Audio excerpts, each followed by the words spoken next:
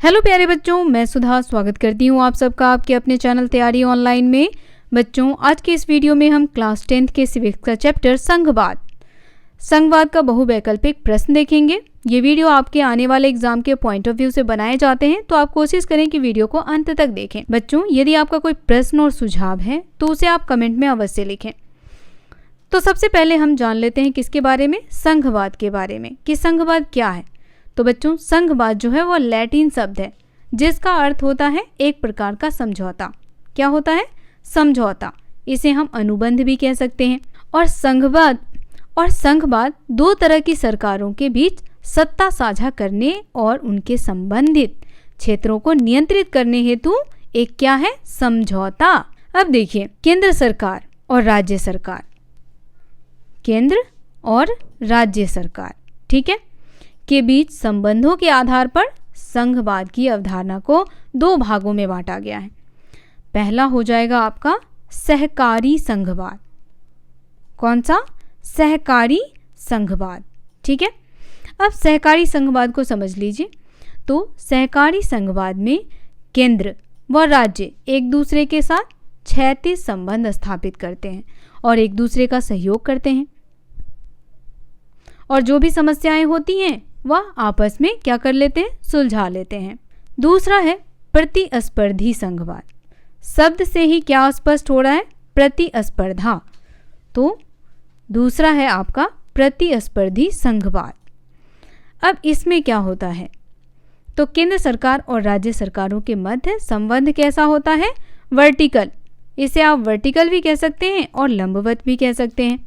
प्रतिस्पर्धी संघवाद की अवधारणा को देश ने 1990 कब?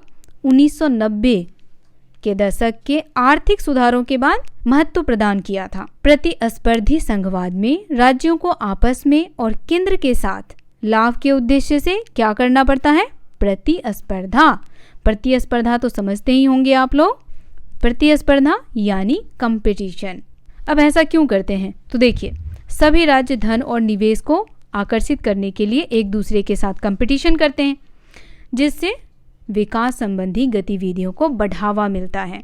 लेकिन बच्चों, जो प्रतिस्पर्धी संघवाद है वह भारतीय संविधान की मूल संरचना का हिस्सा नहीं है। अब देखिए बच्चों, हमारे देश भारत में संघवाद को 3 भागों में बांटा गया। पहला हो जाता है आपका स्थानीय, दूसरा हो जाएगा केंद्रीय, और तीसरा हो जाएगा आपका राज्य, यानी स्थानीय सरकार, राज्य सरकार और केंद्रीय सरकार। इन तीनों में सत्ता का बंटवारा किया जाता है। अब हम देर न करते हुए प्रश्नों को देख लेते हैं। 1993 में बेल्जियम के संविधान में प्रमुख परिवर्तन क्या किया गया? पहला ऑप्शन है क्षेत्रीय सरकार की शक्ति को कम किया गया, दूसरा केंद्र सरकार की शक्ति को कम किया गया, तीसरा संविधान की शक्ति को कम किया गया, और चौथा जनता की शक्ति को कम किया गया। तो इसका करेक्ट आंसर क्या होगा बच्चों? फटाफट कमेंट करके बताएं। तब तक हम बेल्जियम के बारे में बातें कर लेते हैं। तो हमने सत्ता की साझेदारी में भी बेल्जियम के बारे में पढ़ा है, उसकी राज व्यवस्था को जाना है। अब देखिए, बेल्जियम जो है यूरोप का एक छोटा सा देश है जहाँ बहुभाषी लोग रहते हैं, जिसमें डच भाषा बोलने वाले 59% लोग रहते हैं, फ्रेंच भाषा बोलने वाले 40% हैं, और 1% जो है वह जर्मन भाषा बोलने वाले हैं। अब फ्रेंच भाषा अल्पसंख्यक होने के बावजूद भी समृद्ध और ताकतवर थे, और बेल्जियम पर उन्हीं का आधिपत्य था। तो अब ये सारी चीज़ें देख करके जो डच भाषी लोग थे वह क्या हो गए? इन सभी चीज़ों से नाराज, और 1950 से लेकर के 1960 के दशक में फ्रेंच और डच बोलने वाले लोगों के बीच में क्या होने लगा? तनाव बढ़ने लगा। तो वहाँ की सरकार ने ऐसी नीतियां बनाई जिससे कि सभी को समान अधिकार मिले और वहाँ की जनता आपस में मिलजुल कर रहे। तो इसका करेक्ट आंसर हो जाएगा बच्चों ऑप्शन नंबर बी। क्या होगा? Option number B. केंद्र सरकार की शक्ति को कम किया गया, और उन शक्तियों को किसे दिया गया? तो क्षेत्रीय सरकार को दिया गया। नेक्स्ट क्वेश्चन है, 1993 में बेल्जियम सरकार के डैश से डैश रूप में स्थानांतरित हो गया। पहला ऑप्शन है संघीय एकात्मक, दूसरा अद्वैत एकात्मक, तीसरा एकात्मक संघीय, और चौथा है संघीय अद्वैत। तो इसका करेक्ट आंसर होगा ऑप्शन नंबर सी। 1993 में बेल्जियम सरकार के एकात्मक से संघीय रूप में स्थानांतरित हो गया था। नेक्स्ट क्वेश्चन आपके सामने है, 1993 में बेल्जियम को सरकार के एकात्मक रूप से सरकार के संघीय रूप में स्थानांतरित कर दिया गया था। इसका क्या अर्थ होता है? तो देखिए बच्चों, पहला ऑप्शन आपके सामने है, क्षेत्रीय सरकारों को संवैधानिक अधिकार दिए गए थे और केंद्र सरकार पर निर्भर नहीं थे। दूसरा है, क्षेत्रीय सरकार केंद्र सरकार के नियंत्रण में थी। तीसरा है, संविधान निर्धारित करता है कि केंद्र सरकार में डच और फ्रेंच मंत्री समान होंगे। चौथा है, सामुदायिक सरकार केंद्र सरकार की शक्तियों का प्रयोग करेगी।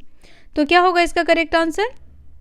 अब देखिए, 1993 में बेल्जियम के नेताओं ने एक अलग रास्ता अपनाया। उन्होंने क्षेत्रीय मतभेदों और सांस्कृतिक विविधताओं के अस्तित्व को मान्यता दी। 1970 कब? 1970 और 1993 के बीच उन्होंने अपने संविधान में 4 बार संशोधन किया ताकि एक ऐसी व्यवस्था तैयार की जा सके जिससे सभी एक ही देश में एक साथ रह सके। तो इसका करेक्ट आंसर हो जाएगा option number A. Next question है, डैश सरकार की एक प्रणाली है जिसमें शक्ति केंद्रित प्राधिकरण और देश के विभिन्न घटकों के बीच विभाजन होती है। पहला ऑप्शन है तानाशाही, दूसरा लोकतंत्र, तीसरा संघवाद और चौथा इनमें से कोई नहीं। तो करेक्ट आंसर होगा बच्चों ऑप्शन नंबर सी, संघवाद। संघवाद सरकार की एक प्रणाली है जिसमें शक्ति को एक केंद्रीय प्राधिकरण और देश की विभिन्न घटक इकाइयों के बीच विभाजन किया जाता है। आमतौर पर बच्चों इस संघ में सरकार के 2 स्तर होते हैं। कौन कौन से हैं वो 2 स्तर? एक है केंद्र सरकार और दूसरा है राज्य सरकार। नेक्स्ट क्वेश्चन है, 1993 में कौन सा देश एकात्मक में संघीय सरकार में बदल गया? पहला ऑप्शन है बेल्जियम, दूसरा श्रीलंका, तीसरा भारत और चौथा है यूएसए। तो बच्चों फटाफट इसका आंसर कमेंट में बताएं, क्योंकि अभी तक हम उसी देश के एकात्मक संघीय सरकार के बारे में बातें करते आए हैं, तो इसका आंसर आपको पता है। तो फटाफट कमेंट में बताएं कि क्या होना चाहिए इसका आंसर। नेक्स्ट क्वेश्चन है, 1956 के बाद उस सरकार के प्रकार की पहचान करें जिसके लिए तमिल लोग श्रीलंका में लड़ रहे थे। पहला एकात्मक, दूसरा समुदाय, तीसरा संघीय और चौथा तानाशाह। तो यहाँ पे बात किसकी हो रही है? श्रीलंका की। और हमने श्रीलंका के बारे में भी आपको बताया है। किसमें? तो सत्ता की साझेदारी में। श्रीलंका में सबसे अधिक आबादी किसकी थी? सिंहली की थी। कमेंट में बताएं बच्चों कि इसकी आबादी कितनी थी और वहाँ पर बहुसंख्यकवाद था और जो श्रीलंकाई तमिल थे उनको वो अधिकार नहीं दिया गया था जो सिंहली भाषी लोगों को दिया गया था। तो इसका करेक्ट आंसर हो जाएगा ऑप्शन नंबर सी, संघीय। नेक्स्ट क्वेश्चन है, 1956 के बाद श्रीलंका में किस प्रकार की सरकार हो गया? तो नेक्स्ट क्वेश्चन है, 1956 के बाद श्रीलंका में किस प्रकार की सरकार प्रचलित थी? पहला राजशाही, दूसरा संघीय, तीसरा एकात्मक सरकार और चौथा तानाशाह। तो यहाँ पर 1956 के बाद की बात पूछा जा रहा है।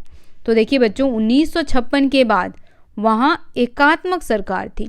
अब यहाँ सरकार के प्रकार की बात की गई है, तो चलिए आपको सरकार के प्रकार बता दिया जाए। तो देखिए सरकार के विभिन्न रूप हैं जिसमें आता है लोकतांत्रिक, शॉर्ट में मैं लिखते जा रही हूँ। दूसरा हो जाएगा आपका संघवादी, तीसरा होगा पूंजीवादी, चौथा हो गया एकात्मक और पांचवा तानाशाह। तो ये हैं सरकार के प्रकार। लोकतांत्रिक में क्या होता है? लोगों के अधिकार में होता है सरकार को चुनना। ठीक है। तो 1956 के बाद श्रीलंका में सरकार क्या हो गई थी? एकात्मक। यानी एकात्मक राज्य में केंद्र सरकार सर्वोच्च शक्ति होती है और सरकार की विभिन्न इकाइयां जो हैं वह उनके निर्देशों पर काम करती हैं। नेक्स्ट क्वेश्चन है, संघवाद सरकार की एक प्रणाली है जिसमें शक्ति डैश होती है। पहला ऑप्शन है कुछ हाथों में केंद्रित, दूसरा एक केंद्रीय प्राधिकरण और विभिन्न घटकों के बीच विभाजन, तीसरा एक केंद्रीय प्राधिकरण और विभिन्न घटकों के बीच अविभाजन, चौथा है विभिन्न समुदायों के बीच विभाजित। तो इसका करेक्ट आंसर होगा ऑप्शन नंबर बी। संघवाद सरकार की एक प्रणाली है जिसमें शक्ति एक केंद्रीय प्राधिकरण और विभिन्न घटकों के बीच विभाजित होती है। नेक्स्ट क्वेश्चन है, एक संघीय व्यवस्था में गलत कथन का चयन कीजिए। अब इसमें गलत कथन क्या कहा गया है वो बताना है। पहला ऑप्शन है, आमतौर पर एक संघ में 2 स्तर की सरकारें होती हैं। तो ये बात तो बिल्कुल करेक्ट है बच्चों। दूसरा है, एक संघीय व्यवस्था में सरकारों के दोनों स्तर एक दूसरे से स्वतंत्र अपनी शक्तियों का आनंद लेते हैं। यह भी सही है। तीसरा, एक संघीय प्रणाली में एक राज्य सरकार की अपनी शक्तियां होती हैं। और चौथा है, एक संघीय व्यवस्था में राज्य सरकार केंद्र सरकार के प्रति जवाबदेह होती है। तो इसमें जो गलत कथन कहा गया है वह है ऑप्शन नंबर डी। अब देखिए, इसमें कहा गया है कि एक संघीय व्यवस्था में राज्य केंद्र सरकार के प्रति जवाबदेह होती है। तो ऐसा बिल्कुल नहीं है, क्योंकि बच्चों सरकार के जो ये दोनों स्तर हैं, राज्य सरकार और केंद्र सरकार, ये दोनों स्वतंत्र होते हैं और अपनी शक्ति का आनंद लेते हैं। नेक्स्ट क्वेश्चन है, संघवाद सरकार की कौन सी सरकार एक दूसरे से स्वतंत्र होकर अपनी शक्ति का आनंद लेती है? पहला ऑप्शन है केंद्रीय सरकार, दूसरा प्रांतों या राज्यों के स्तर पर सरकार, तीसरा दोनों स्तरों की सरकार और चौथा इनमें से कोई नहीं। तो बच्चों इसका करेक्ट आंसर हो जाएगा ऑप्शन नंबर सी, दोनों स्तरों की सरकार। अब दोनों स्तरों की सरकार में आता है आपका राज्य सरकार और केंद्र सरकार। नेक्स्ट क्वेश्चन है, संघों की तुलना एकात्मक सरकारों से किस अर्थ में की जाती? पहला ऑप्शन है, केंद्र सरकारों द्वारा केंद्रीय सरकारों की शक्तियों को वापस ले लिया जा सकता है। दूसरा, संघों में शक्तियां एक हाथ में केंद्रित नहीं है बल्कि इकाइयों के बीच वितरित की जाती हैं। तीसरा है, क्षेत्रीय सरकारों की शक्तियां अस्थायी है। और चौथा, इनमें से कोई नहीं। तो बच्चों जब तक मैं आपको इसके बारे में बता रही हूँ तब तक आप हमें करेक्ट आंसर बताएं कि क्या होना चाहिए। अब देखिए बच्चों, संघों की तुलना में एकात्मक सरकार की जो शक्तियां हैं वह एक हाथ में केंद्रित नहीं होती बल्कि उसे कई इकाइयों में वितरित कर दिया जाता है। पहले क्षेत्रीय सरकारों की शक्तियां अस्थायी थीं और केंद्र सरकारें अपनी सुविधा के अनुसार उसे वापस ले सकती थी, लेकिन अब ऐसा बिल्कुल नहीं है। तो इसका करेक्ट आंसर क्या होगा? ऑप्शन नंबर बी, संघों में शक्तियां एक हाथ में केंद्रित नहीं हैं बल्कि इकाइयों के बीच इसे वितरित किया गया है ताकि संघ के कार्य जो हैं वह सुचारू रूप से शांतिपूर्वक चल सके। नेक्स्ट क्वेश्चन है, डैश प्रणाली के तहत या तो सरकार का केवल एक स्तर होता है या उप इकाइयां केंद्र सरकार के अधीनस्थ होती है। पहला ऑप्शन है संघीय, दूसरा एकात्मक, तीसरा केंद्रीय और चौथा स्थानीय। तो इसका आंसर हो जाएगा ऑप्शन नंबर बी, एकात्मक प्रणाली के तहत या तो सरकार का एक ही स्तर होता है या उप इकाइयां केंद्र सरकार के अधीनस्थ होती हैं। नेक्स्ट क्वेश्चन है, डैश प्रणाली में केंद्र सरकार राज्य सरकार को कुछ करने का आदेश नहीं दे सकती। पहला है संघीय, दूसरा एकात्मक, तीसरा केंद्रीय और चौथा स्थानीय। तो इसका करेक्ट आंसर होगा बच्चों ऑप्शन नंबर ए, संघीय प्रणाली में केंद्र सरकार राज्य सरकार को कुछ करने का आदेश नहीं दे सकती, क्योंकि बच्चों दोनों सरकार जो हैं वह क्या है, स्वतंत्र हैं और अपने कार्य के लिए वह क्या है, स्वयं ही जवाबदेह हैं। नेक्स्ट क्वेश्चन है, एक संघीय व्यवस्था में डैश सरकार की अपनी शक्तियां होती हैं जिसके लिए डैश वह सरकार के प्रति जवाबदेह नहीं होती है। पहला है केंद्रीय, किसी अन्य देश की, दूसरा राज्य केंद्रीय, तीसरा केंद्रीय प्रधानमंत्री की और चौथा राज्य राष्ट्रपति की। तो इसका करेक्ट आंसर हो जाएगा ऑप्शन नंबर बी, एक संघीय व्यवस्था में राज्य सरकार की अपनी शक्तियां हैं जिसके लिए वह केंद्रीय सरकार के प्रति जवाबदेह नहीं होती है। तो इस पर तो हमने कई बार डिस्कस किया है अभी तक में। नेक्स्ट क्वेश्चन है, सरकार के विभिन्न स्तर समान नागरिकों को नियंत्रित करते हैं लेकिन कानून, कराधान और प्रशासन के विशिष्ट मामलों में प्रत्येक स्तर का अपना डैश होता है। पहला अंतर्विरोध, दूसरा विरोधाभास, तीसरा अधिकार क्षेत्र और चौथा भविष्यवाणी। करेक्ट आंसर है ऑप्शन नंबर सी, अधिकार क्षेत्र। नेक्स्ट क्वेश्चन है, संघवाद में सरकार के डैश स्तर डैश नागरिकों को नियंत्रित करते हैं। पहला अलग अलग, दूसरा वही अलग, तीसरा अलग वही और चौथा है वही वही। तो क्या होगा इसका correct answer? Option number C. तो बच्चों संघवाद में सरकार के अलग स्तर वही नागरिकों को नियंत्रित करते हैं। अब इसे समझिए बच्चों, सरकार के विभिन्न स्तर एक ही नागरिक को नियंत्रित करते हैं लेकिन कानून, कराधान, प्रशासन के विशिष्ट मामलों में प्रत्येक स्तर पर अपना क्षेत्राधिकार होता है। नेक्स्ट क्वेश्चन, सरकार के संबंधित स्तरों या स्तरों के क्षेत्राधिकार डैश में निर्दिष्ट है? पहला राज्य पुस्तक, दूसरा संविधान, तीसरा कई किताब, चौथा राष्ट्रपति पुस्तक। तो क्या होगा इसका correct answer? Option number B, संविधान। अब सरकार के संबंधित स्तरों या स्तरों के क्षेत्राधिकार संविधान में निर्दिष्ट हैं। नेक्स्ट क्वेश्चन है, सरकार के प्रत्येक स्तर के अस्तित्व और अधिकार की गारंटी डैश है? पहला है मैनुअल रूप से, दूसरा संवैधानिक रूप से, तीसरा तदनुसार प्रधानमंत्री और चौथा है तदनुसार राष्ट्रपति। तो सरकार के प्रत्येक स्तर के अस्तित्व और अधिकार जो हैं वह संवैधानिक रूप से क्या हैं? सुरक्षित हैं। नेक्स्ट क्वेश्चन है, निम्नलिखित में से कौन संघवाद की प्रमुख विशेषता नहीं है? पहला है सरकार के 2 या 2 से अधिक स्तर, दूसरा है सरकार के संबंधित स्तरों या स्तरों के क्षेत्राधिकार संविधान में निर्दिष्ट है, तीसरा सरकार के एक स्तर द्वारा संविधान के मौलिक प्रावधानों को एक तरफा नहीं बदला जा सकता। ऐसे परिवर्तनों के लिए सरकार के दोनों स्तरों की सहमति की आवश्यकता होती है। चौथा है केंद्र सरकार प्रांतीय या स्थानीय सरकार को आदेश दे सकती है। तो क्वेश्चन को ध्यान से पढ़ना है आपको। कहा जा रहा है कि संघवाद की प्रमुख विशेषता नहीं है, तो क्या होगा इसका आंसर? Option number D. कहा जा रहा है कि केंद्र सरकार प्रांतीय या स्थानीय सरकार को आदेश दे सकती है, तो ऐसा बिल्कुल नहीं है बच्चों। केंद्र सरकार स्थानीय सरकार को आदेश नहीं दे सकती है क्योंकि वो अपने कार्यों के लिए स्वतंत्र है। नेक्स्ट क्वेश्चन है, संघवाद के तहत अदालतें डैश की भूमिका निभाती हैं?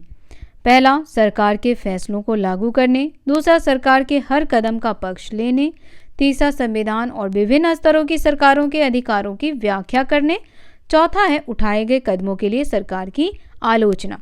तो क्या होगा इसका correct answer? Option number C. संघवाद के तहत अदालतें संविधान और विभिन्न स्तरों की सरकारों के अधिकारों की व्याख्या करने की भूमिका निभाती है। नेक्स्ट क्वेश्चन है, संविधान के तहत सरकार के डैश द्वारा संविधान के मौलिक प्रावधानों को नहीं बदला जा सकता?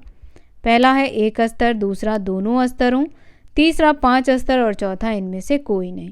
करेक्ट आंसर होगा ऑप्शन नंबर ए, एक स्तर। संविधान के तहत संविधान के मूल प्रावधानों को एक स्तर की सरकार द्वारा नहीं बदला जा सकता है, क्योंकि इसे बदलने के लिए बच्चों दोनों स्तरों की सरकार की सहमति आवश्यक होती है। नेक्स्ट क्वेश्चन है, केंद्र और राज्य सरकार के बीच विवादों को सुलझाने वाला सरकारी अंग डैश है? पहला है संसद, दूसरा सशस्त्र बल, तीसरा सुप्रीम कोर्ट और चौथा राष्ट्रपति। इसका करेक्ट आंसर होगा बच्चों option number C, supreme court. Supreme court क्या करता है? केंद्र और राज्य सरकार के बीच जो भी विवाद होते हैं उसको सुलझाने का। नेक्स्ट क्वेश्चन है, विभिन्न स्तरों की सरकारों के लिए वित्तीय स्वायत्तता निश्चित करने के लिए डैश के अलग अलग स्रोत निर्धारित हैं? किसके? पहला नौकरियों, दूसरा भोजन, तीसरा खुशी और चौथा राजस्व। तो यहाँ पे बात राजस्व की हो रही है। आंसर हो जाएगा option number D. Next question है, एक आदर्श डैश प्रणाली के दोनों पहलू होते हैं? आपसी विश्वास और साथ रहने का समझौता। पहला ऑप्शन है संघीय, दूसरा एकात्मक, तीसरा एकात्मक और संघीय, चौथा इनमें से कोई नहीं। तो देखिए बच्चों, एक आदर्श संघीय व्यवस्था, क्या होगा इसका correct answer? Option number A, संघीय व्यवस्था। दोनों पहलू होते हैं आपसी विश्वास और साथ रहने का समझौता। नेक्स्ट क्वेश्चन है, निम्नलिखित में से किस देश ने राज्य और राष्ट्रीय सरकार के बीच होल्डिंग टुगेदर फेडरेशन को नहीं अपनाया? पहला है भारत, दूसरा स्पेन, तीसरा बेल्जियम और चौथा जापान। करेक्ट आंसर होगा option number D, Japan. Next question है, निम्नलिखित में से किस देश ने राष्ट्रों को साथ लाकर एक बड़े संघ निर्माण को नहीं अपनाया? पहला है स्विट्जरलैंड, दूसरा यूएसए, तीसरा ऑस्ट्रेलिया और चौथा भारत। करेक्ट आंसर है ऑप्शन नंबर डी, भारत। अब देखिए, 2 प्रकार के मार्ग हैं जिनके माध्यम से संघों का गठन किया जाता है। पहले मार्ग में स्वतंत्र राष्ट्र शामिल हैं जो एक बड़ी इकाई बनाने के लिए एक साथ आते हैं ताकि संप्रभुता, किसको? संप्रभुता, ताकि संप्रभुता को जमा करके अपनी पहचान बनाए रखकर वे अपनी सुरक्षा बढ़ा सकें। अब देखिए, इन राष्ट्रों में कौन कौन से राष्ट्र शामिल हैं? तो शामिल है यूएसए, इसके बाद हो जाएगा आपका स्विट्जरलैंड और ऑस्ट्रेलिया। ओके। नेक्स्ट क्वेश्चन है, संघीय शासन व्यवस्था के घटक के दूसरे तरीके में एक, पहला है बड़ा देश अपनी शक्ति को घटाकर राज्यों और राष्ट्रीय सरकार के बीच विभाजित करता है। दूसरा, केंद्र सरकार राज्यों की तुलना में अधिक शक्तिशाली होती है। तीसरा, सभी घटक राज्यों के पास आमतौर पर समान शक्तियां होती हैं। और चौथा अलग अलग राज्यों के पास असमान शक्तियाँ होती हैं। तो क्या होगा इसका करेक्ट आंसर बच्चों? ऑप्शन नंबर डी, 1, 2 और 4। इसे ध्यान से पढ़ें। नेक्स्ट क्वेश्चन है, संविधान ने मूल रूप से सरकार की डैश स्तरीय प्रणाली के लिए प्रावधान किया है। पहला ऑप्शन है 2, दूसरा 3, तीसरा 4 और चौथा 5। तो देखिए बच्चों, संविधान ने मूल रूप से सरकार की 2 स्तरीय प्रणाली, और वो 2 स्तरीय प्रणाली कौन कौन सी है? पहला हो जाएगा आपका संघ सरकार, जिसे हम केंद्र सरकार भी कहते हैं, ओके, और दूसरा हो जाएगा आपका राज्य सरकार। ठीक है, तो आंसर हो जाएगा इसका option number A. Next question है, भारतीय संविधान में डैश का प्रावधान है। पहला सरकार की 1 स्तरीय प्रणाली, दूसरा सरकार की 2 स्तरीय प्रणाली, तीसरा सरकार की त्रिस्तरीय प्रणाली और चौथा है सरकार की 4 स्तरीय प्रणाली। तो यहाँ भारत की बात की जा रही है बच्चों, तो भारतीय संविधान में सरकार की त्रिस्तरीय प्रणाली का प्रावधान है। इसमें केंद्र सरकार भी है, राज्य सरकार भी है, और तीसरा कौन सा है बच्चों?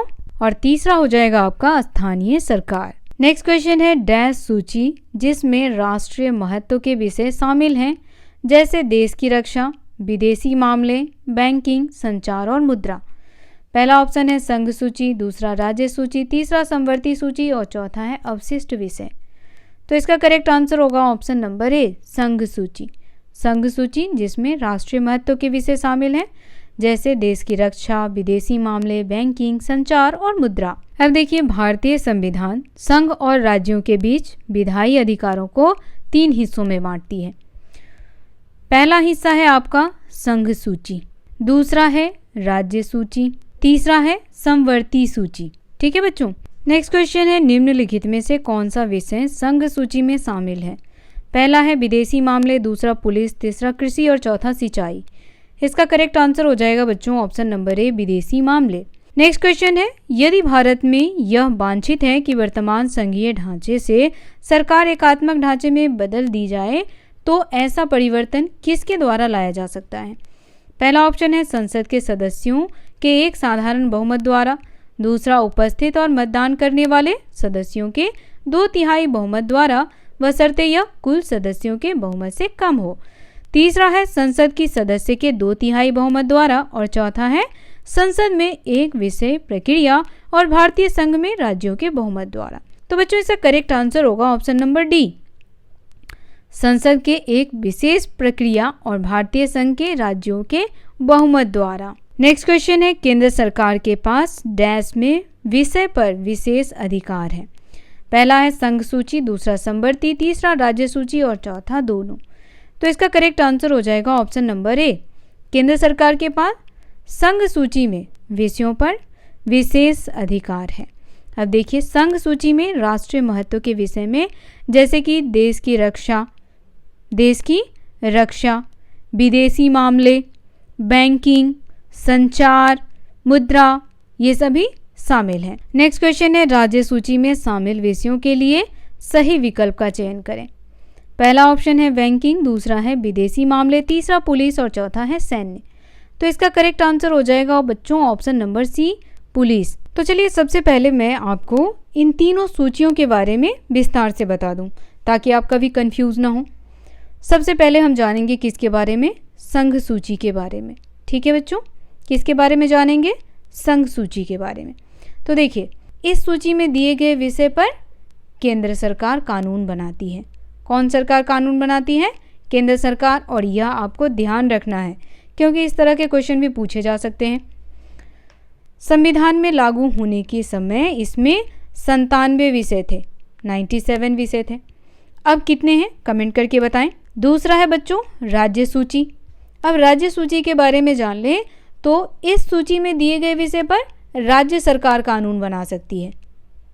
राज्य सरकार कानून बना सकती है, और राष्ट्रीय हित से संबंधित होने पर केंद्र सरकार भी इसमें कानून बना सकती है। तीसरा आ जाएगा हमारा समवर्ती सूची। समवर्ती सूची के बारे में भी जान लेते हैं, बहुत ही आवश्यक है। अब देखिए, समवर्ती सूची, इसके अंतर्गत दिए गए विषय पर केंद्र सरकार और राज्य सरकार दोनों कानून बना सकती है।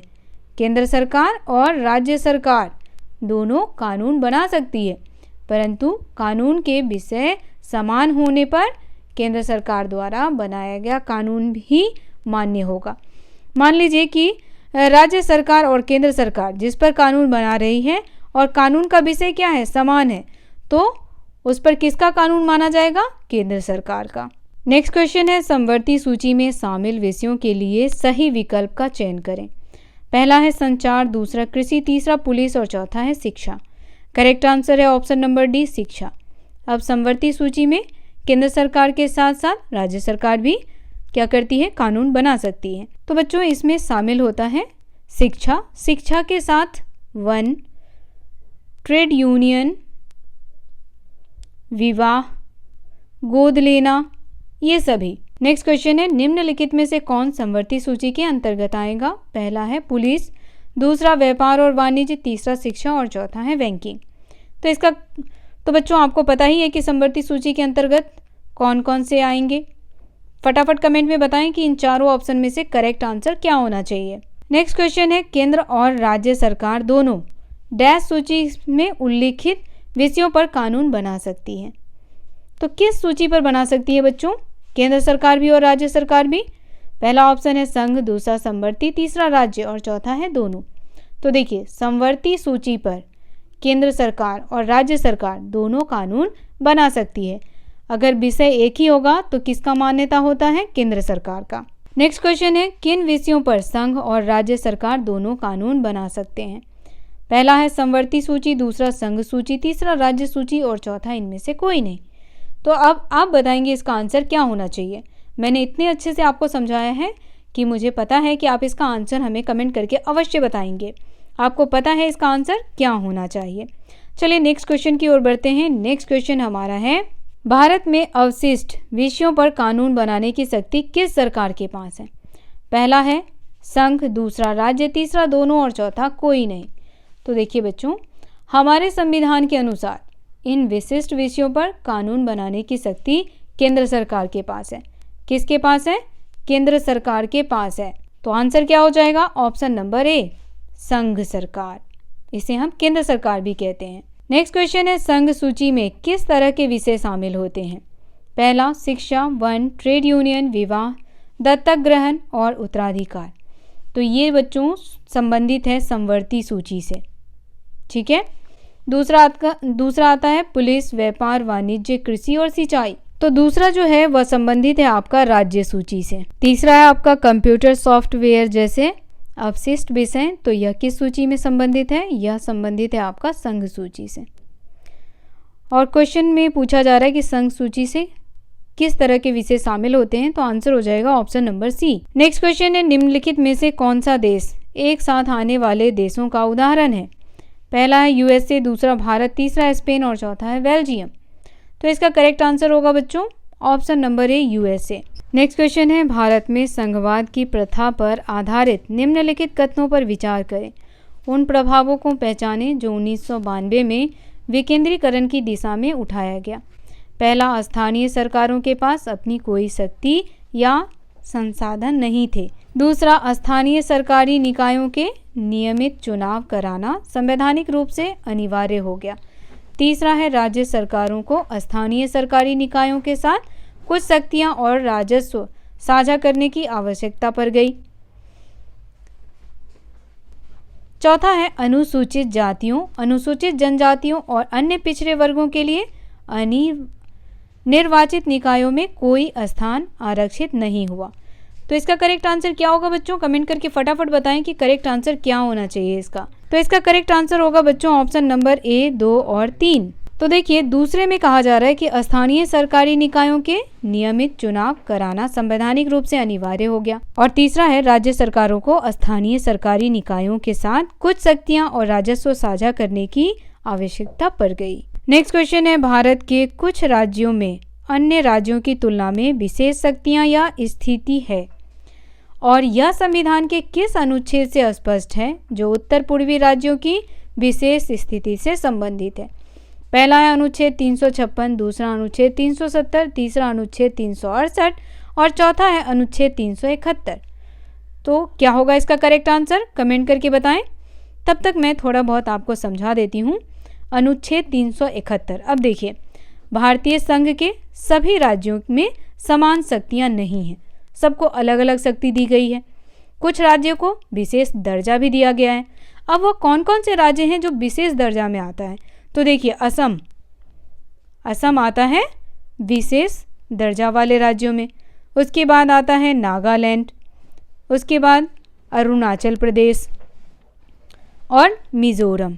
ये कुछ राज्य हैं जिसे विशेष दर्जा दिया गया है, और ये विशेष दर्जा उन्हें अनुच्छेद 371 के तहत दिया गया है। तो बच्चों इसका आंसर हो जाएगा ऑप्शन नंबर डी। अनुच्छेद 371। अनुच्छेद 371 के अंतर्गत कुछ राज्य जो उत्तर पूर्वी राज्य हैं उन्हें विशेष अधिकार दिया गया है। नेक्स्ट क्वेश्चन है, भारत में कौन सा क्षेत्र राज्य की शक्तियों का आनंद नहीं लेता? पहला है चंडीगढ़, दूसरा लक्षद्वीप, तीसरा दिल्ली और चौथा है आंध्र प्रदेश। तो प्रश्न पर ध्यान रखें कि कह रहा है कि कौन सा राज्य है भारत का जो राज्य की शक्तियों का आनंद नहीं लेता है।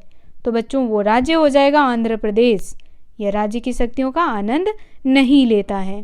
ऐसा क्यों है बच्चों? क्योंकि आंध्र प्रदेश एक राज्य है और बाकी दिल्ली, लक्षद्वीप और चंडीगढ़ ये सभी केंद्र शासित प्रदेश हैं। नेक्स्ट क्वेश्चन है, संवैधानिक प्रावधानों और प्रक्रियाओं के कार्यान्वयन की निगरानी में डैश एक महत्वपूर्ण भूमिका निभाता है? पहला ऑप्शन है न्यायपालिका, दूसरा संघ, तीसरा पैसा और चौथा इनमें से कोई नहीं। तो क्या हो जाएगा इसका करेक्ट आंसर? प्रश्न को समझिए, संवैधानिक प्रावधानों और प्रक्रियाओं के कार्यान्वयन की निगरानी तो यह करता है न्यायपालिका। आंसर हो जाएगा option number A. Next question है, केंद्र और राज्य सरकारें डैश द्वारा प्रशासन की आवश्यकताओं को पूरा करने के लिए संसाधन जुटाती है? पहला है व्यावसायिक गतिविधियों, दूसरा सहकारी समितियों के गठन, तीसरा कर और चौथा सार्वजनिक क्षेत्र के उपकरण की स्थापना। तो इसका करेक्ट आंसर होगा बच्चों ऑप्शन नंबर सी, कर। केंद्र और राज्य सरकारें कर द्वारा प्रशासन की आवश्यकताओं को पूरा करने के लिए संसाधन जुटाती है। नेक्स्ट क्वेश्चन है, भारत में संघवाद की वास्तविक सफलता के लिए डैश की प्रकृति को जिम्मेदार ठहराया जा सकता है? पहला धार्मिक राजनीति, दूसरा जातीय पर आधारित राजनीति, तीसरा पैसे की राजनीति और चौथा है लोकतांत्रिक राजनीति। तो भारत में संघीय व्यवस्था की सफलता का मुख्य श्रेय क्या है? लोकतांत्रिक राजनीति। आंसर हो जाएगा option number D. Next question है, भारत में लोकतंत्र की यात्रा कब शुरू हुई? पहला है 1974, दूसरा 1947, तीसरा 1990 और चौथा 1960। तो देखिए बच्चों, भारत ने 1947 में, आंसर क्या होगा? ऑप्शन नंबर बी 1947 में एक लोकतंत्र की राह पर अपनी यात्रा शुरू की। और यह यात्रा कब शुरू हुई? तो देखिए, हमारा संविधान जो है वह 26 जनवरी 1950 को लागू किया गया था और भारत एक संप्रभुत्व लोकतांत्रिक गणराज्य बन गया। डॉक्टर राजेंद्र प्रसाद भारत के पहले राष्ट्रपति बने। नेक्स्ट क्वेश्चन है, 15 अगस्त 1947 से 26 जनवरी 1950 के बीच स्वतंत्र भारत का नाम क्या था? इसे किस नाम से जाना जाता था बच्चों, यह बताना है। पहला है भारत का डोमिनियन, दूसरा भारत का संविधान, तीसरा भारत सरकार और चौथा भारत के प्रधानमंत्री। तो देखिए बच्चों, इसे जाना जाता है भारत का डोमिनियन नाम से। नेक्स्ट क्वेश्चन है, 1947 में नए राज्य बनाने के लिए भारत के कई पुराने राज्यों की सीमाओं को बदल दिया गया। वह क्यों किया गया था? पहला ऑप्शन है यह सुनिश्चित करने के लिए कि एक ही भाषा बोलने वाले लोग एक ही राज्य में रहें, दूसरा राजनीतिक दलों को खुश करने के लिए, तीसरा ताकि एक ही धर्म के लोग एक ही राज्य में रह सकें और चौथा सांप्रदायिक संघर्ष से बचने के लिए। तो बच्चों, इसका करेक्ट आंसर हो जाएगा ऑप्शन नंबर ए, यह सुनिश्चित करने के लिए कि एक ही भाषा बोलने वाले लोग एक ही राज्य में रहें। तो आज का ये वीडियो यही समाप्त होता है। वीडियो कैसा लगा कमेंट करके बताना बिल्कुल ना भूलें। वीडियो पसंद आया हो तो इसे लाइक करना बिल्कुल ना भूलें। साथ ही हमारे चैनल को सब्सक्राइब कर लें। मिलते हैं आपसे इसी अध्याय के नए बहुवैकल्पिक प्रश्नों के साथ। तब तक के लिए आप सभी का धन्यवाद।